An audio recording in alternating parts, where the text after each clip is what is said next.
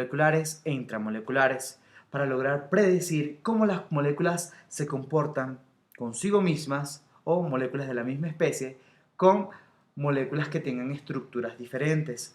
Por ejemplo, cómo va a interactuar un principio activo de un medicamento con una macromolécula que representa a un receptor. Para ello va a ser importante que nosotros estudiemos lo que es el momento dipolar. Hasta ahora conocemos que los átomos están conformados por electrones. Estos electrones van a ubicar niveles de energía. Según los electrones del último nivel de energía, que son conocidos en la literatura como electrones de valencia o electrones externos, pueden combinar esos orbitales atómicos mediante un proceso que se conoce como hibridación para generar orbitales moleculares.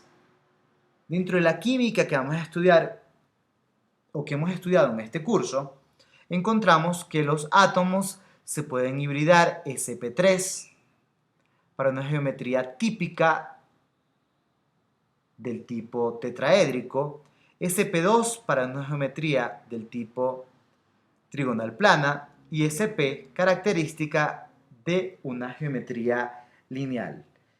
Dependiendo de la asociación que tengan los átomos involucrados en los enlaces, vamos a generar una geometría molecular, donde ya las moléculas no son estructuras planas dibujadas en el plano de nuestro cuaderno o de la pizarra, sino que representan estructuras con tridimensionalidad. Otra característica importante que hemos discutido en los temas previos es la isomería, representando una gran importancia los carbonos quirales, es decir, un átomo de carbono que tenga 4 sustituyentes diferentes. Eso le va a permitir una estereoespecificidad para interactuar con moléculas endógenas como receptores o enzimas y generar entonces una respuesta biológica que estemos buscando. En este tema vamos a conocer, según los tipos de enlace o según los átomos que formen esos enlaces, sean moléculas que presenten, por ejemplo, la hidrofilicidad, compuestos hidrofílicos, es decir, compuestos que tengan afinidad por el agua. Hidro viene de agua, filia de amistad o afinidad. Compuestos hidrofílicos van a ser compuestos que sean afines al agua. Vamos a representarlos como compuestos polares, mientras que compuestos lipofílicos son afines a los lípidos, parte de lo que ustedes están investigando en este progreso, o también conocidos como compuestos hidrofóbicos, compuestos que no son afines al agua, que vamos a determinar como compuestos no polares o apolares. Tendremos también estructuras intermedias, como por ejemplo la membrana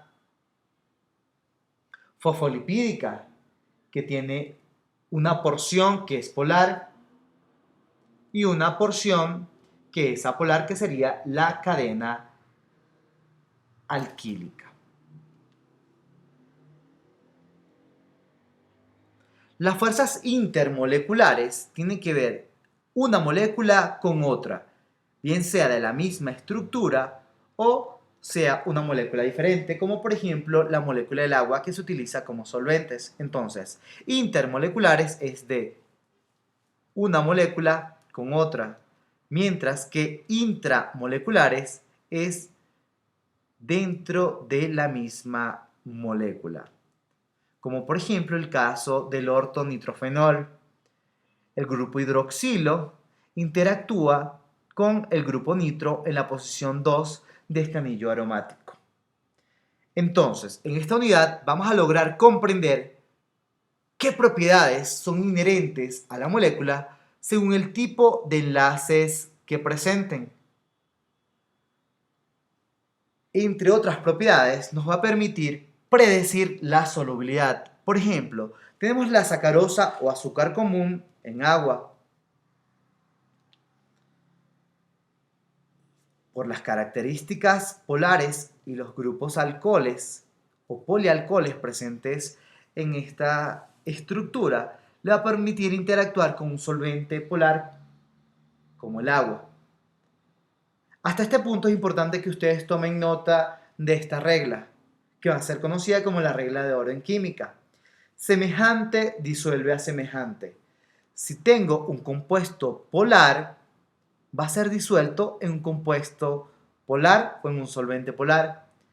Y si el compuesto es apolar, va a interactuar o va a ser disuelto en un compuesto apolar.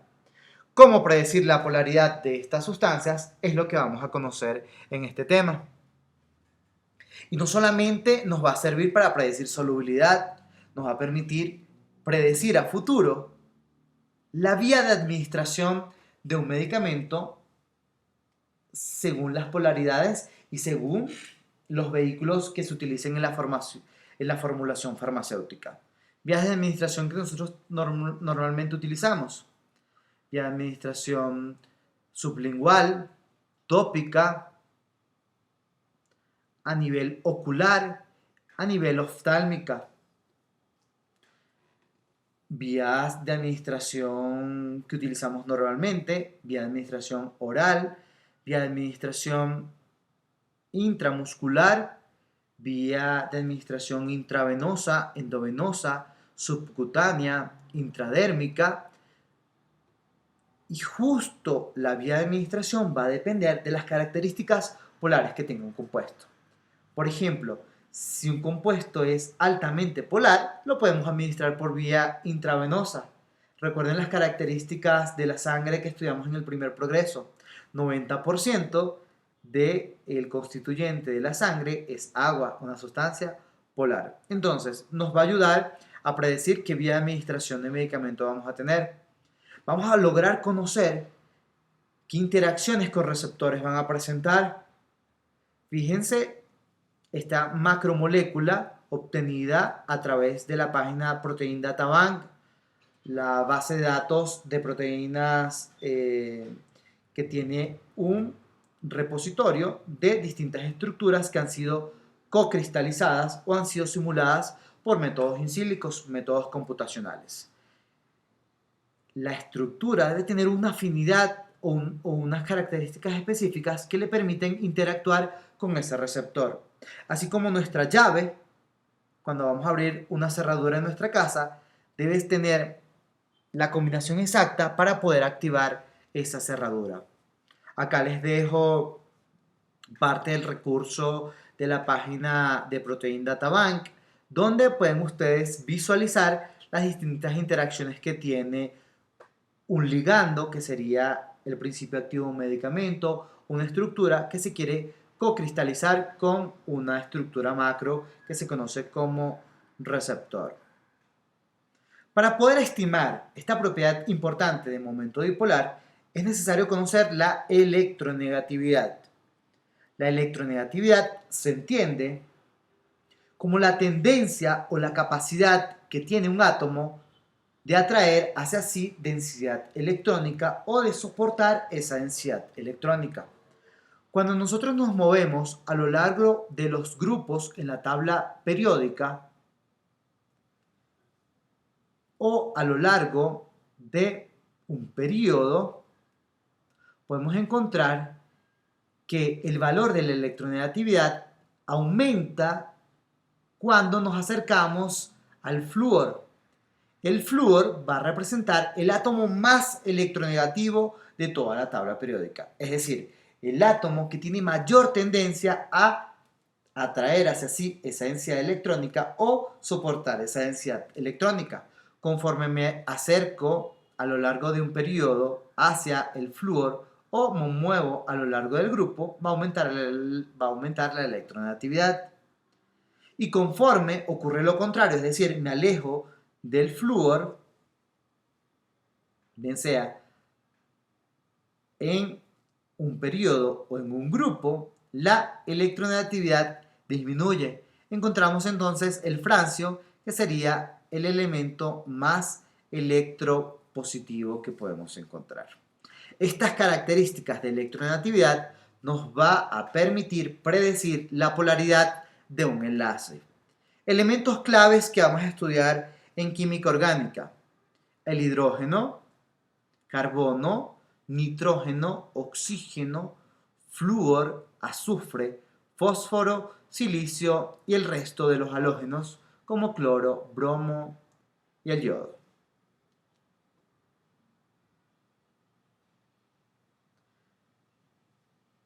Vamos a estudiar cómo sería la polaridad de la molécula del metano. Para ello vamos a introducir un nuevo cálculo, que va a ser la diferencia de electronegatividad o de delta de electronegatividad. Se va a definir como la electronegatividad de un átomo, en este caso del átomo de carbono, menos la electronegatividad del átomo que esté unido, en este caso el átomo de hidrógeno. Vamos a tener entonces que esto va a ser en módulo, es decir, vamos a tener deltas que sean positivos. En este caso buscamos la electronegatividad del átomo de carbono, 2,5, menos la electronegatividad del átomo de hidrógeno, 2,1. Esto va a generar entonces una diferencia de 0,4. En el caso de los enlaces carbono-hidrógeno, van a ser considerados enlaces no polares.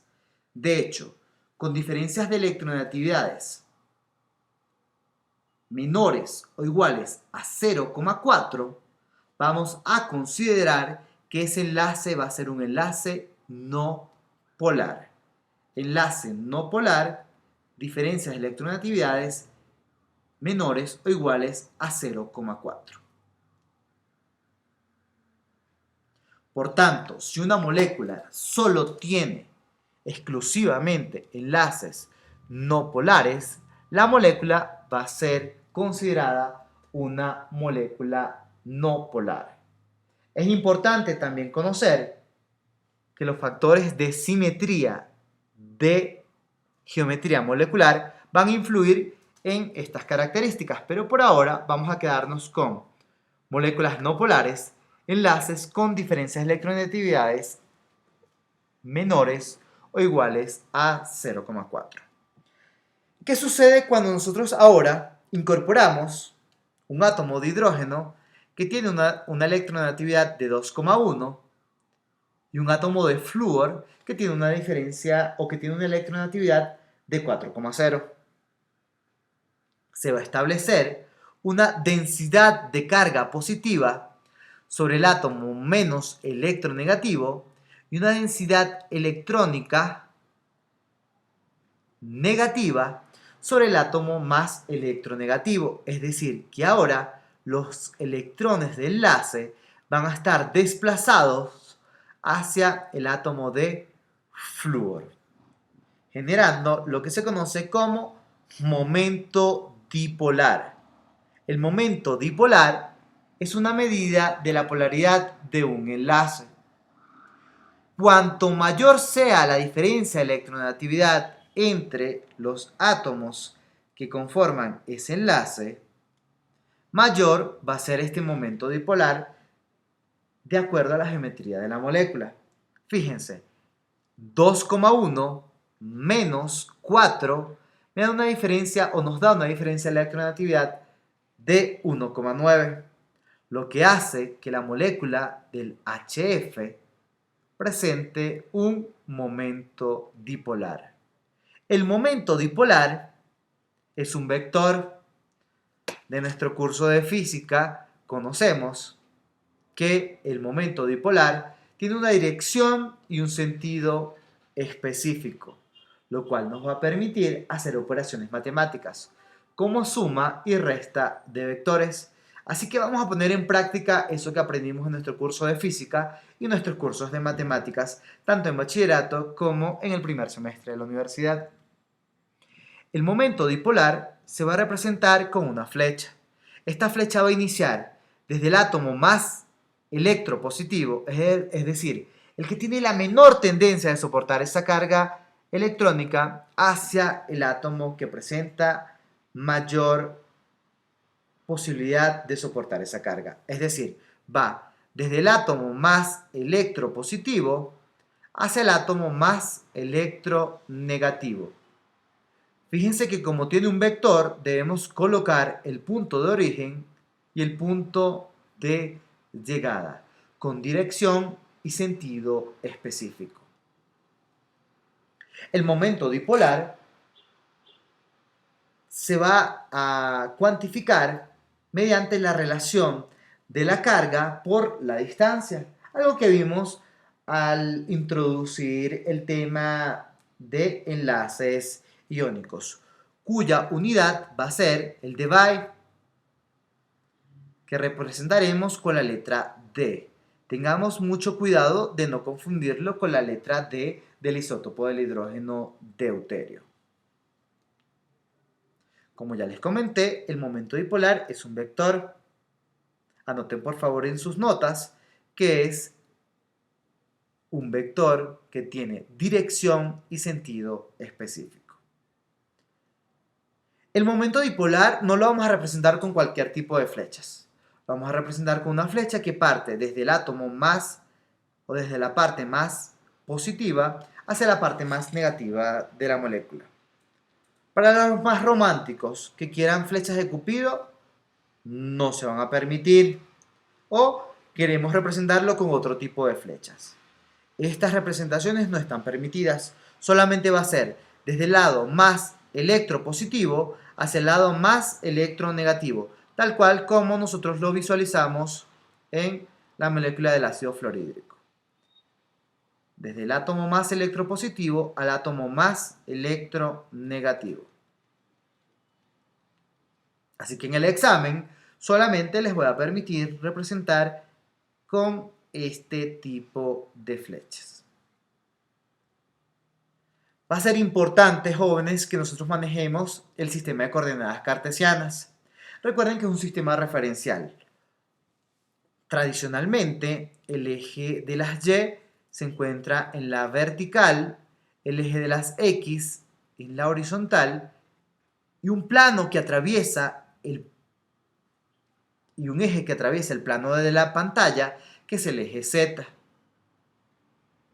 Fíjense en la molécula del fluorometano, ¿sí? Recuerden que acá está un átomo de carbono. ¿Qué habíamos dicho sobre la electronegatividad entre el hidrógeno y el carbono? Que la diferencia era muy baja, llegaba hasta 0,4. Por tanto, el enlace carbono-hidrógeno no lo íbamos a considerar como enlaces polares. Pero ¿qué pasará entre el átomo de carbono y el átomo de flúor? Por favor, saquen su tabla periódica. Si nosotros revisamos, la electronegatividad del flúor es de 4, mientras que la electronegatividad del átomo de carbono es de 2,5. Si hacemos el delta, es decir, la diferencia de electronegatividad entre el flúor y el carbono, nos da un valor de 1,5. 1,5 es mayor a 0,4. Por tanto, estaremos hablando de un enlace del tipo polar. ¿Hacia dónde se dirige el momento dipolar? Desde el átomo más electropositivo al átomo más electronegativo. Es decir, que la molécula del fluorometano tiene un momento dipolar dirigido hacia el átomo de flúor. Podemos representar entonces que el momento dipolar va a tener un valor diferente de 0. ¿Qué va a ocurrir en moléculas más complejas? A medida que nosotros vayamos aumentando el número de sustituyentes, vamos a tener que hacer suma de vectores. En el caso del fluorometano y en el caso del clorometano, a continuación, vamos a representar un sistema de coordenadas cartesianas, tratando de ubicar el átomo central o el átomo de carbono en el punto de referencia o en el punto 0, y vamos a ubicar entonces los elementos por electronegatividad. Sería entonces, el vector iría desde el átomo de carbono hacia el átomo de cloro. Dirección, eje de las Y, sentidos, menos Y. Para el caso del clorometano, ustedes pueden revisar en la literatura y su momento dipolar establecido es de 1,87 dBi. ¿Sí? Voy a tratar de representárselos en un sistema de coordenadas más limpios. Tendríamos entonces el punto de referencia donde está el átomo de carbono más el electropositivo hacia el átomo de cloro más electronegativo. Entonces, el momento dipolar del clorometano está dirigido hacia el átomo de cloro. ¿Qué pasa si ahora nosotros reemplazamos un átomo de hidrógeno por otro átomo de cloro? El caso del diclorometano. Representamos nuestra estructura donde las esferas verdes representan el átomo de cloro, la gris representa el átomo de carbono y las blancas representan el átomo de hidrógeno en un sistema de coordenadas cartesianas. Debemos ubicar entonces los momentos dipolares de enlace. Hagamos para el primer átomo o el enlace carbono-cloro. El momento dipolar iría desde el átomo más electropositivo hacia el átomo más electronegativo. Hagamos lo siguiente con el otro átomo. Iría desde el átomo de carbono hacia el átomo de cloro. Desde el átomo más electropositivo hacia el átomo más electronegativos. Y tal cual aprendimos en nuestros cursos de matemáticas y física, vamos a hacer la suma de vectores a través de la ley del paralelogramo. ¿Qué hacemos en esta ley? Vamos a proyectar una línea que sea paralela a uno de los vectores. Recuerden que para poder nosotros sumar vectores deben partir desde el mismo punto de origen. Ahora trazamos otra línea que sea paralela al otro vector. La suma de este vector nos va a dar desde el punto de origen hasta el punto de intercepción, indicando ahora que el momento dipolar del diclorometano va a estar en dirección del eje Y, sentido negativo. Vamos a representar esta misma estructura o esta suma de vectores en un sistema de coordenadas limpios. Tenemos un vector que apunta hacia el primer átomo de cloro,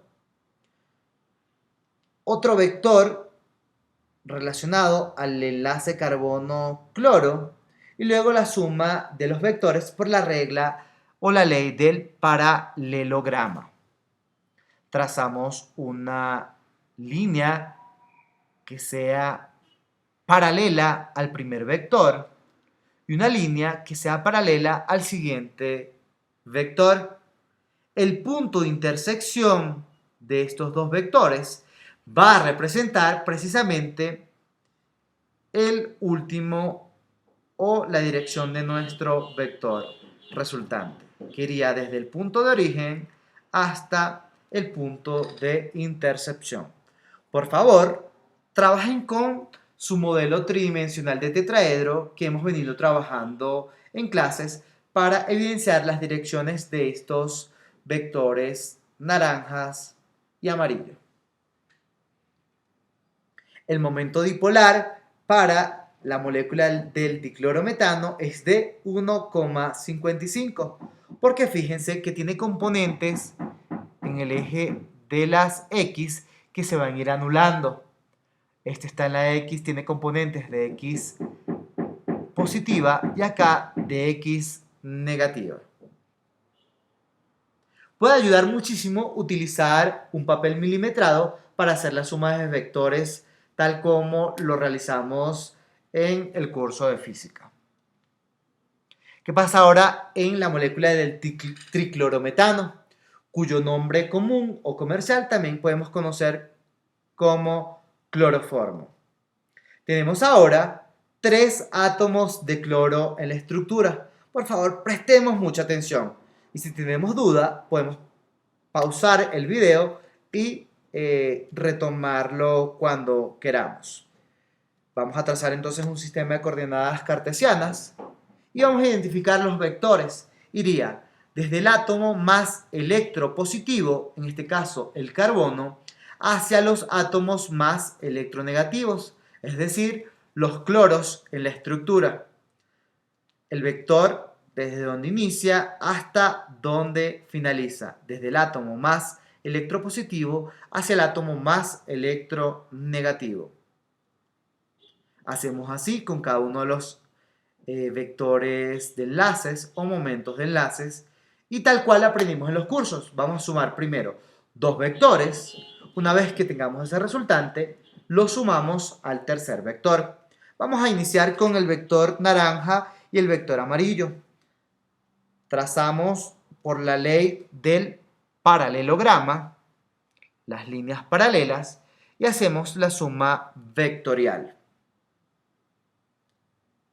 El vector resultante va a ir entonces desde el punto inicial o el punto de origen hasta la conexión o la intercepción de esas dos líneas punteadas. Ahora debemos sumar el vector resultante morado con el momento dipolar de enlace color negro. Para ello, ¿qué vamos a hacer? Trazamos una línea que sea paralela al vector color negro y una línea que sea paralela al vector morado. El vector resultante va a ser desde la intercepción hasta el punto, desde el punto de origen hasta la intercepción. Entonces, la molécula del triclorometano, al realizar la suma de estos vectores, va a tener un componente que apunta hacia el eje Y negativo y el componente Z positivo. La molécula del cloroformo tiene un momento dipolar de 1,15. Fíjense que va disminuyendo el valor a pesar de que vamos aumentando el número de halógenos.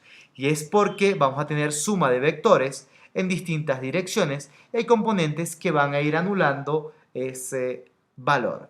Si queremos hacer una suma un poco más precisa, jóvenes, por favor, utilicen el papel milimetrado para hacer estos cálculos.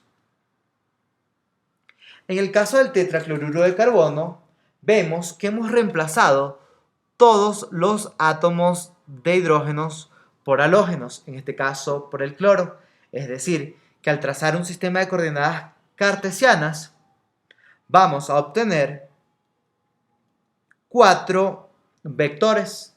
Para no complicar la figura, voy haciendo la sumatoria con los vectores que estén apuntando en la misma dirección. Fíjense, trazamos entonces un vector, el vector naranja y el vector amarillo en función de los momentos de enlace, desde el átomo de carbono más electropositivo hacia el átomo de cloro más electronegativo.